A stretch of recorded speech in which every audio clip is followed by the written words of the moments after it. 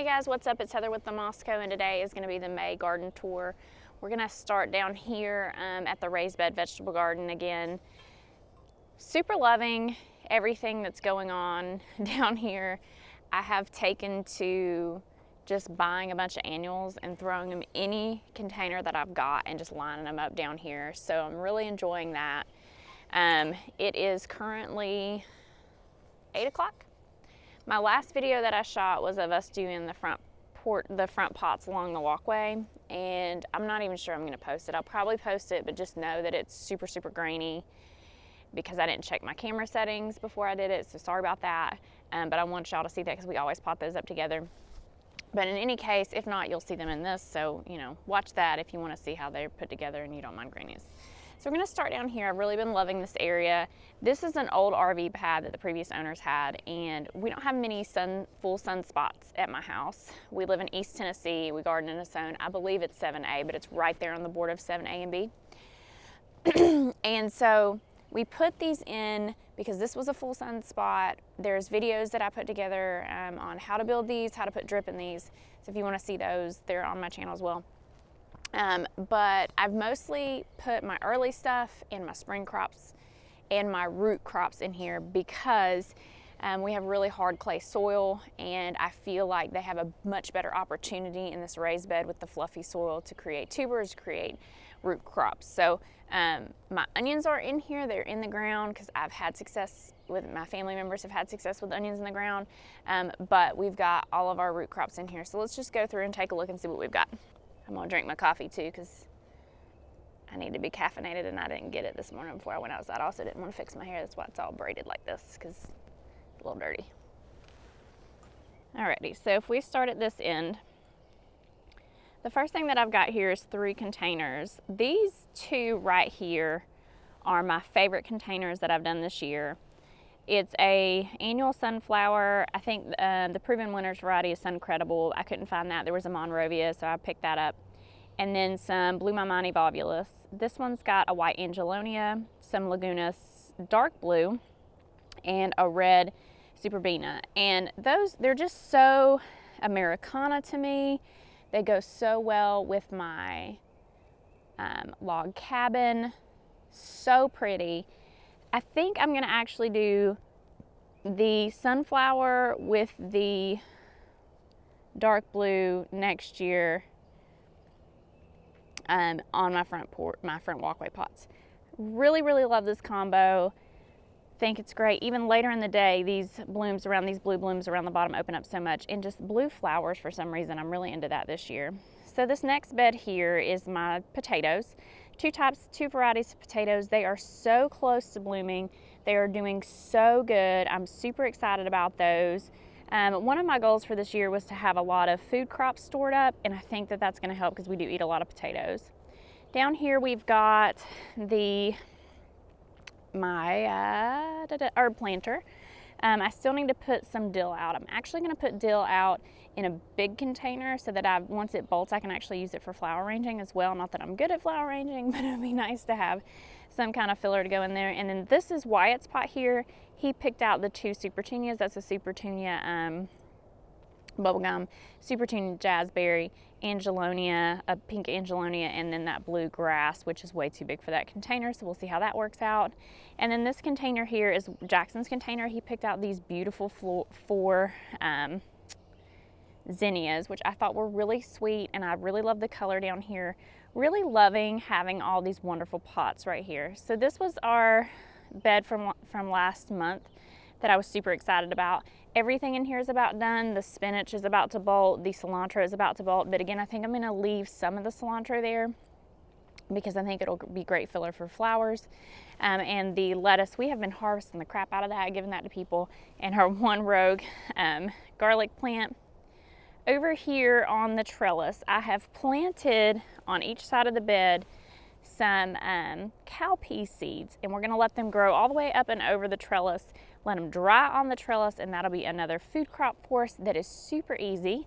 Blueberry bushes in this pot here, they're doing okay. I probably need to put them in the ground. They look like they need some iron, probably some more acidic soil.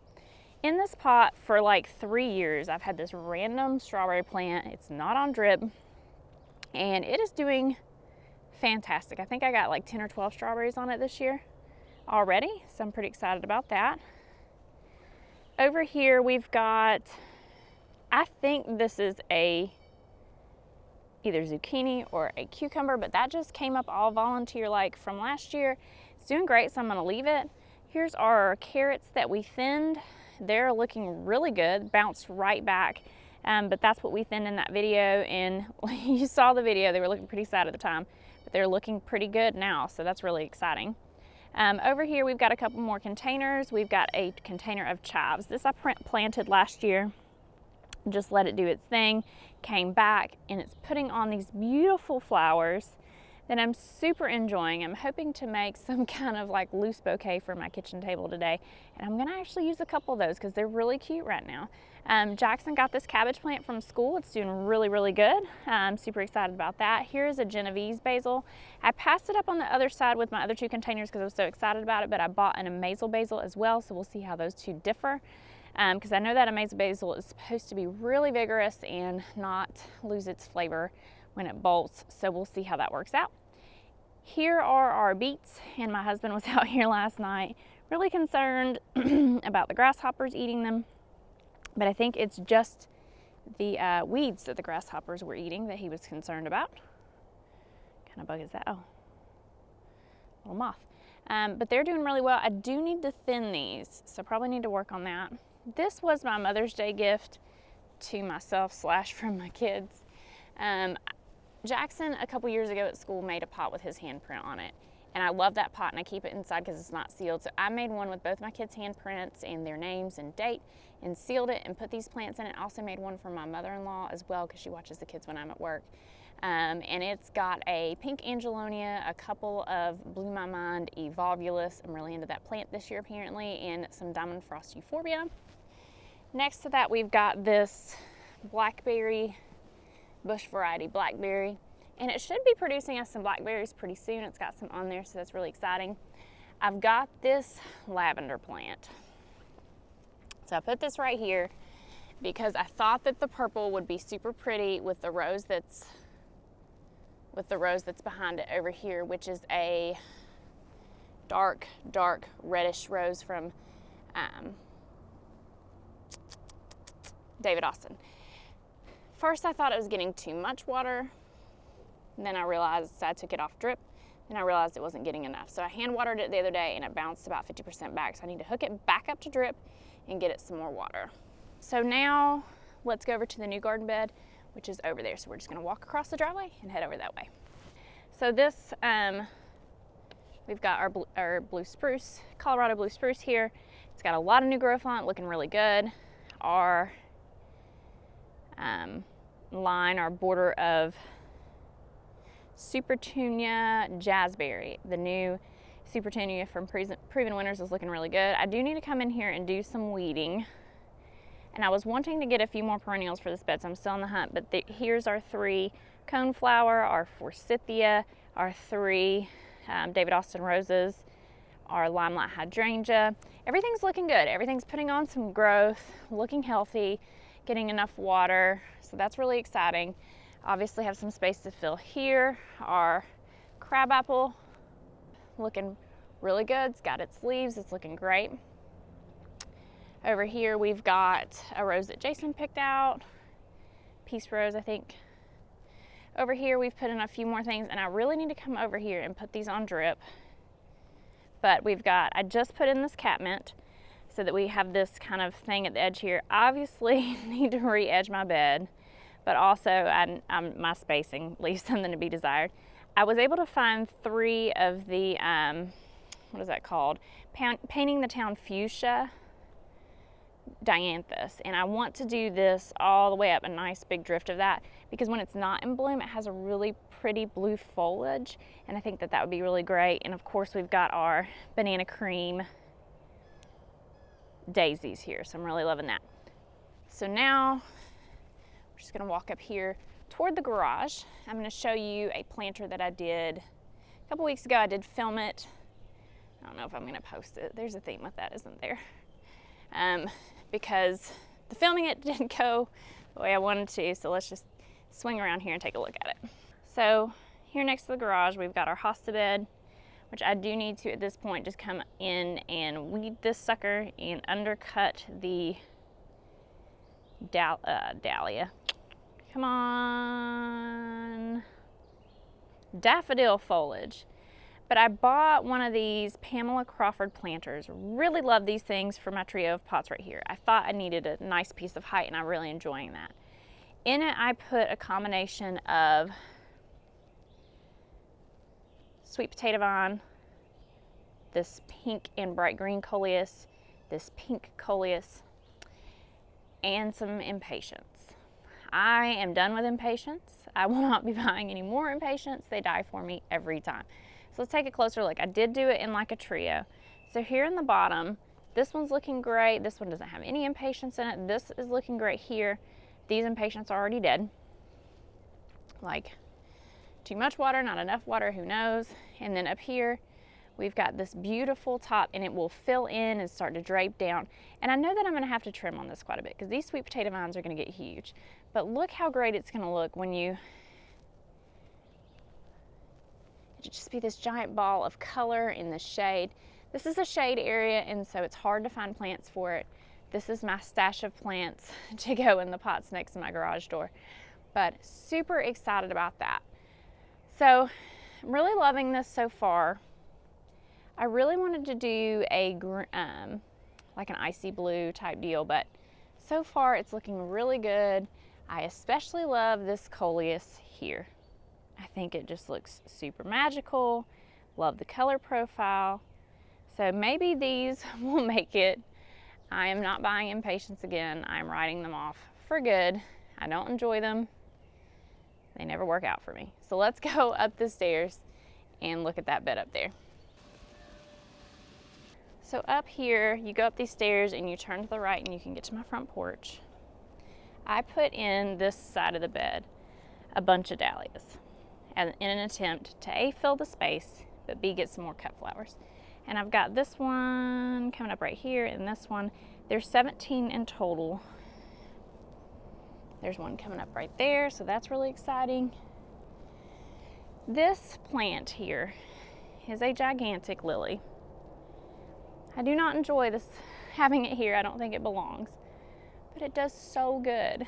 I cannot bring myself to pull it out. Then to the left of this, this is where we have our hay rack, and we did the above and beyond combination in the hay rack this year. So we've got Supertunia Fuchsia, bubblegum, and Vista silverberry. And I've also got a sweet potato vine in the front, but that's starting to fill in really well. All of my annuals this year are getting Rose RX once a week, and the Proven Winners water soluble fertilizer once a week as well. They're doing really, really well. I may actually switch to BT because I'm not having good success on my roses at keeping the budworms off. So we are a couple days late here, but our peonies are bloomed out. This peony bush is huge. It's huge. And it always flops, even though I have a support on it, so I've got to come up with a better support. This one over here is not quite as big, and the blooms are just gorgeous on this plant. Love these blooms. That's why I want to make a flower arrangement today, to just use some of these blooms before they go out. Then last year I put in dahlias here as well. They came back, some of them. We're on the border of where dahlias will and won't come back, so it'll be exciting to see those again. My, what is that called? Lamb's ear, looking really good here. My David Austin roses, Carding Mill roses, my first David Austins. Love these roses, super beautiful roses. They are getting hit with budworms. I've been successful at keeping the fuzzy caterpillars off them with the Rose RX. They look a lot better than they did last year, but I'm still getting budworms. So I'm gonna go alternating Rose RX one week, BT the next. We've got Veronica here. This is the Purple Illusion Veronica. Looking beautiful since we put it in. Really excited about it with the pink here. Later in the season if we get a rebloom or if it stays blooming. And these are Rudbeckia here or Black-Eyed Susan, looking really great there. So here are our front walkway pots. I've got Goldilocks Rocks Bidens, a Supertunia, can't remember the name, and some Supertunia Fuchsia. Really like the bright color here. They are doing okay. They're doing much better than last year. I did trim them back the minute I put them in here so that they would maybe have a bushier growth habit. So they're looking really good. Let's look at them all the way across. Looking pretty good so far. Super excited about those, getting a lot of growth on them this year. So this year, in this bed, here's our knockout roses that I can literally see a budworm right here, right now. Sucker. So I'm saying my Rose RX just isn't quite getting it, so I'm thinking I'm gonna alternate with lots of buds on those. If we can get the bug control handled, it'd be great. And then as we come down here, we did Wicked Witch Coleus in the back row. Some kind of, I think it's Playing the Blues or whatever, replaced Playing the Blues or whatever, salvia, and then double up pink begonias in the front. Not super impressed with the double up pink begonias. They look good, the growth is good on them, but not all of them have blooms. And this is a part sun to full sun area, so I don't know what's up with that, but everything's looking good. It's looking healthy, so that's good. All right, so now we're gonna go and look at the new bed. Let's just take a little walk across here. So my biggest struggle with this bed, being as empty as it is weed control. I think I've got moles too. So we've been out here blowtorching and pulling, and we just haven't quite figured out the best way.